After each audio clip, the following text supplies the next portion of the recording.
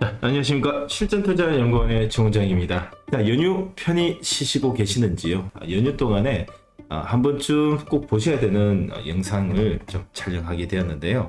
내년 상반기에는 아무래도 정치 테마가 한 차례 큰 돌풍을 일으킬 수 있는 확률이 좀 높기 때문에 지금 여야를 합쳐가지고 제일 화제인 한동훈 장관에 대해서 좀 알아보려고 합니다. 저희 실전 투자는 정치적 색깔은 전혀 없이 국가에 영향을 미치는 모든 영상은 촬영을 하고 있기 때문에 여야 좌익이니 우익이니 이런 생각은 하지 말아 주셨으면 합니다. 저는 중립입니다. 중립 말씀드리면서 오늘 한동훈 전 법무부 장관에 대해서 한번 분석해 보도록 하겠습니다. 총선을 앞두고 가장 떠들썩한 인물, 조선 제1금이라고 불리는 엘리트 검사 출신의 한동훈 법무부 장관에 대해 말씀드리고자 하는데요. 이제는 법무부 장관을 사임하고 국민의힘 비상대책위원장을 맡으며 본격적인 정치 행보를 돌입한 것으로 보이는 한동훈 전 법무부 장관의 파급력이 어디까지 이어지고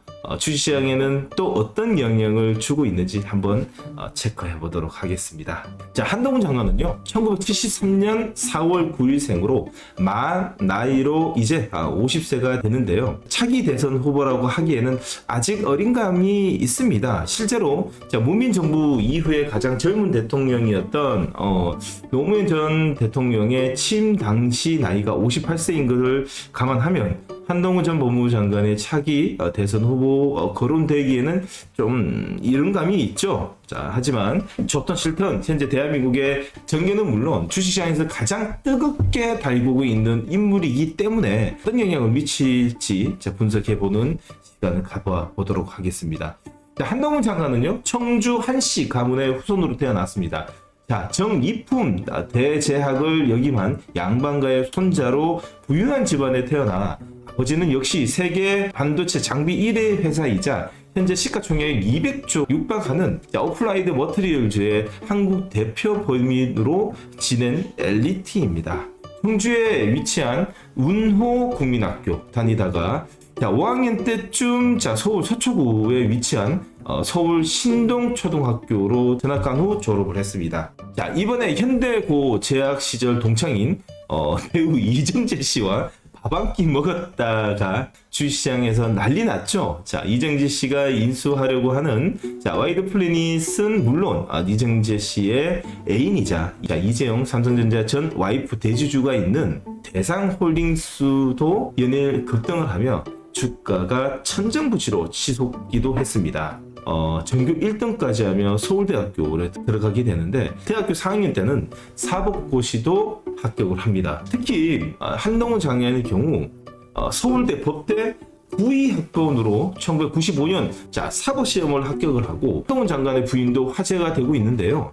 두 사람 모두 다 현대고 출신으로 한동훈 장관이 서울대 법대 9위 학번이고 진은정 씨는 서울대 법대 93학번으로 서울대 법대 캠퍼스 커플이었다라고 합니다. 나란히 미국 컬럼비아대 로스쿨을 나와서 미국 뉴욕주 변호사 자격증도 함께 갖고 있습니다. 정말 엘리트 코스를 받는 부부라고 말할 수 있겠죠. 지금까지는 어린 시절과 가족관계를 알아보았는데 정치 테마라는 게 워낙 실체가 불분명한 테마라 윤석열 대통령 때는 화평윤씨 테마도 한번 여러분들 보셨을 겁니다. 말도 안 되는 테마가 형성되기도 했던 만큼 한동훈 장관의 본적부터 학창 시절까지 그리고 가족 관계까지 자세히 살펴보았는데 이제는 본격적으로 한동훈 장관의 검사 시절 얘기 좀 해볼까 합니다. 한동훈 장관이 검사 시절 때 별명이 조선 제1금이라고 하는데 왜 이런 별명을 생겼는지 한번 체크해 보도록 하겠습니다. 한동훈 장관은 1996년 사법연수원에 들어갑니다. 98년 강릉 공군의 제18 전투 비행단 본무관으로 들어가게 되는데 사법고시에 합격하고 나서 본무관으로 군 복무를 하는 거죠. 보통 본무관으로 가면 논다고 하는데 한동훈 장관의 첫 금이 여기서부터 뽑힙니다. 한금사의 인지수사로 중령이 수뢰죄에 구속시킨 거죠. 군 법무관 시절의 말이에요. 그리고 군복무를 마치고 자 본격적으로 검사 생활을 시작하게 되는데 2001년 서울중앙지검 형사9부부터 시작합니다. 형사9부라 초임 검사가 서울중앙지검에서 바로 시작하려면 사법윤수원에서 성적이 월등히 좋아야만 가능하다라고 하는데 한동훈 장관은 바로 그런 케이스라고 볼 수 있겠죠. 서울중앙지검 발령이 나는데 여기서 형사9부가 뭐 하는 곳이냐 하면 지금으로 따지면 금융조세조사부라고 할 수 있습니다. 경제사범들을 조사하는 특수부라고 보면 됩니다. 대기업들을 다루는 곳이라고 좀 볼 수 있겠죠. 자, 여기서 두 번째 칼을 뽑습니다.